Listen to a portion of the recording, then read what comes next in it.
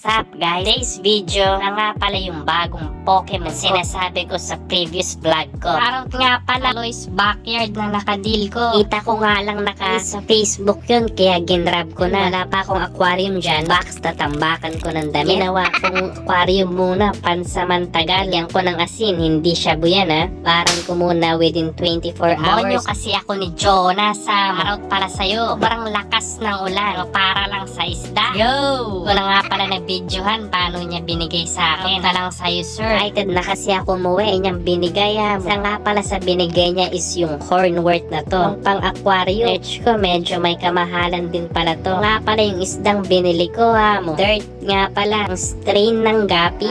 Flying fish. Yung nga pala binigay sa akin. Yung sale na kasi kaya grab na ako. Na ako tubawad sa binigay niyang presyo. Ship naman kasi yung isa buntis na. Laki na ng tiyan mo. Ito nga pala yung total na binigay niya sa akin. Dong paldo mo. Partida, may steel pa yan. Sobrang dami niyang binigay. Box na pinrepair ko. Di kasha yun. Shoutout nga pala kay tita. Nakita mo tong vlog na to. Yung kumuha ng Tupperware.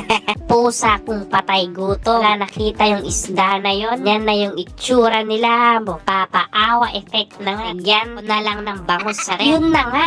Andyan pa yung pet SpongeBob. Gary yung snail mo. Ha? Yun, mag-unboxing na tayo. Isdang pinamili ko medyo excited na. Bado. Kasi nga naman, kaalam-alam yung mga tao dito sa bahay. New Pokemon na naman ako Ako na nga binuksan is yung naman dyan para ma-distribute ko rin sa Tupperware. Jo, dami-dami nga ito. Mekos ko nga lang sila. Lumulutang dyan. Ata dyan is duckweed. Yun na nga. Buksan ko na yung mga juvenile edad 1 to 2 months.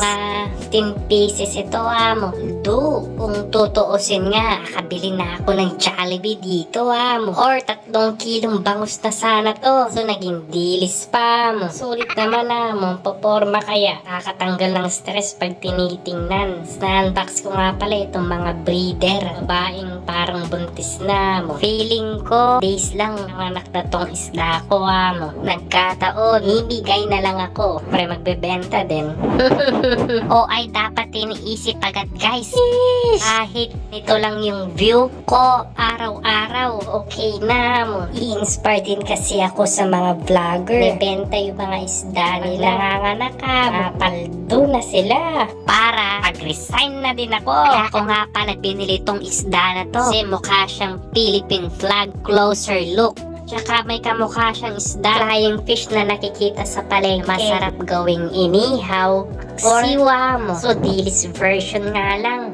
A few moments later. So, ayun nga. After 4 days na paghihintay, na nga sila. Yan yung mga parang buteteng lumalangoy-langoy. Kita natin sa kanila. Pero isda yung mga yan. Mga subscriber ko nga pala. Gusto mag-alaga nito. Kayo mga men. Nyo palang kalimutan. Kontahan si Kaloy's Backyard. Span of 2 weeks. Dami na nilang anak Pag-isipan ko na pwedeng iswap to ng tropa natin Yan, tamang harvest muna ako Parang dami na kasi nila talaga. Mukha ng kiti-kiti dyan sa lalagyan na yan Ko nang i-separate kasi wala sila dyan May bumubula-bulang oxygen. Naging overcrowded na sila. Nalis ko na rin pa isa-isa Kaya pala yung isa sa mga breeder natin. Di lang masyadong kita sa camera. Sobrang dami na mga yan Wait, zoom ko lang nyo na yung parang boteteng yan dami nila. Ito nga pala yung isa sa mga fem breeder natin Tapos ito pala yung mga isda na isa-swap natin. Pet ng tropa natin